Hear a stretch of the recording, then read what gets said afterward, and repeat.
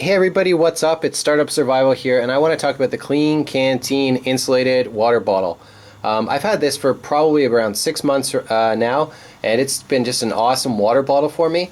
I've been EDCing it, and I like how it's sort of a better size for EDC than the larger water bottles I've carried in the past. This is a Nalgene half-liter bottle, really famous sort of classic water bottle I'm sure a lot of people have owned. And I like this size. I've actually carried full liter bottles in the past. I have one right now, but it's put away inside my bug out bag, so I'm not going to pull that out. But I've carried big water bottles in the past is what I'm trying to say. And what I find with those is, number one, you don't need to carry that much water. Maybe if you're going on like a road trip or something, you should take the big one. But for sort of EDC, this is plenty of water to carry with you. But I find that getting inside there and sort of washing that out is a little bit tough.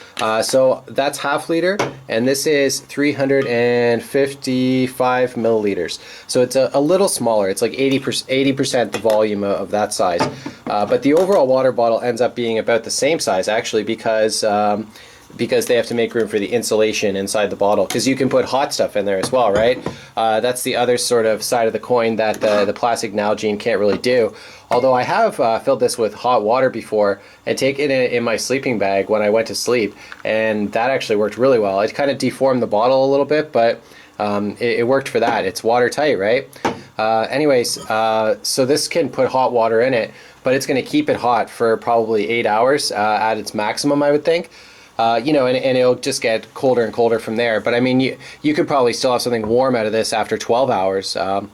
So in order to make it work the best it possibly can, you should boil water first and put it inside for maybe like a few minutes, and then take the boiling water out and pour the boiling tea or coffee or whatever it is in right afterwards, and then seal it as soon as possible with the steam in there. And that's going to keep it hot for 8 hours. And I've taken this with me sort of hiking, fishing. And I can't tell you how awesome it is to get out somewhere like in nature and have a hot drink out of a hot container. So it's truly a great feeling to have some tea or coffee or something like that when you're out in the woods. In terms of boiling water from the container itself, I do believe it is stainless steel, at least the interior part of it. Yeah, it is stainless, but I wouldn't recommend boiling this bottle, simply because I'm not sure what that's going to do to the insulative properties of it, which is the reason I bought it in the first place. I imagine you probably could boil water in this at some point, but you'd probably destroy part of the bottle in order to do that. Once again, I haven't done it. I'd have to try it, but I assume that the bottle would get a little beat up doing that. You'd be better off just going with a pure stainless steel bottle to do that. But yeah. Klean Kanteen, love it. Great for EDC. Keeps your stuff hot. Oh, and I didn't mention this, but it can keep the cold stuff cold. But let's focus on the hot, because I like to use it for coffee. I got this coffee from my favorite coffee place in Vancouver.